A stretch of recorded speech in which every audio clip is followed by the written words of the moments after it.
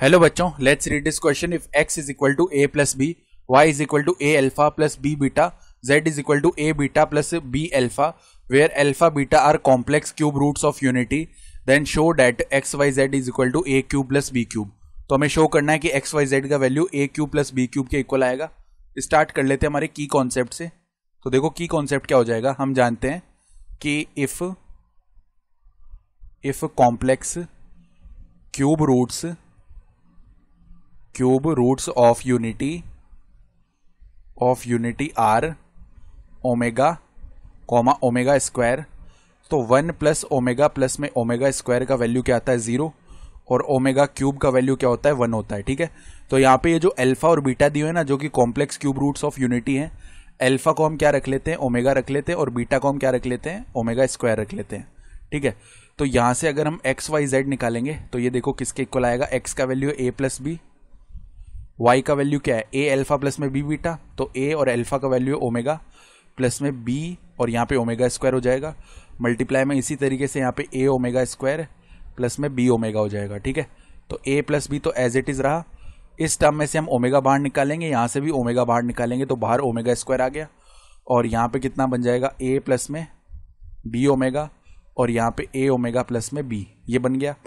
तो अब देखो ओमेगा स्क्वायर तो यहाँ पे रख लिया, ए प्लस बी इधर है, इनको अंदर हम मल्टीप्लाई करते हैं तो पहले तो क्या आ जाएगा ए स्क्वायर ओमेगा, देन प्लस में ए बी प्लस में ए बी ओमेगा स्क्वायर ये आ गया और प्लस में बी स्क्वायर ओमेगा, ये टर्म बन जाएंगे. ठीक बात है. फिर देखो फर्दर इधर से हम क्या कर सकते हैं, ए प्लस बी को अंदर मल्टीप्लाई करते हैं तो ओमेगा स्क्वायर तो एज इट इज रहा, यहाँ पे ए क्यूब ओमेगा आ जाएगा प्लस में ए स्क्वायर बी प्लस में A square B omega square plus में A B square omega plus में बी को अंदर मल्टीप्लाई किया तो A square B omega plus में ए बी स्क्वायर आ गया प्लस में A B square omega square plus में बी क्यूब ओमेगा, ये वैल्यू आया. अब ऐसा करने से क्या होगा, देखो ओमेगा स्क्वायर तो एज इट इज है, इस टर्म को और इस टर्म को एक साथ लिखते हैं. ठीक है, तो यहाँ पे ए क्यूब ओमेगा प्लस में बी क्यूब ओमेगा हो गया. ठीक है, अब देखो फर्दर ए स्क्वायर भी हमने कॉमन कर लिया, तो जैसे ए स्क्वायर भी हमने कॉमन किया, एक तो यहाँ से 1 बच गया. फिर ए स्क्वायर बी के टर्म ढूंढो तो ए स्क्वायर बी का एक ये टर्म है जो कि ओमेगा स्क्वायर और ए स्क्वायर बी का एक ये टर्म है जहाँ पे ओमेगा है मल्टीप्लाई में, तो प्लस में ओमेगा प्लस में ओमेगा स्क्वायर, ये बन गया. फिर हम क्या करते हैं ए बी स्क्वायर का टर्म ढूंढ लेते हैं. तो ए बी स्क्वायर का टर्म देखो, एक तो हमारे पास क्या है 1 है, ए बी स्क्वायर का कोफिशिएंट 1, फिर ए बी स्क्वायर का कोफिशिएंट ओमेगा, फिर ए बी स्क्वायर का कोफिशिएंट ओमेगा स्क्वायर, ये बन गया है. तो अब ध्यान से देखो 1 प्लस ओमेगा स्क्वायर ये 0 हो जाएगा, 1 प्लस ओमेगा स्क्वायर ये 0 हो गया, यानी कि एसेंशियली ओमेगा स्क्वायर के मल्टीप्लाई में क्या बचा, केवल ए क्यूब ओमेगा प्लस में बी क्यूब ओमेगा.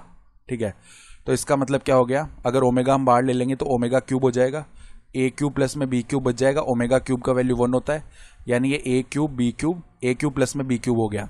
तो हम क्या बोल सकते हैं, hence X Y Z is equal to A cube plus में B cube, it is shown. तो इस तरीके से हमने इसे शो कर दिया, तो ये हमारे पास में क्या हो जाएगा, इस क्वेश्चन के लिए रिक्वायर्ड आंसर बन जाएगा. ठीक है, I hope you understood this explanation. Best of luck.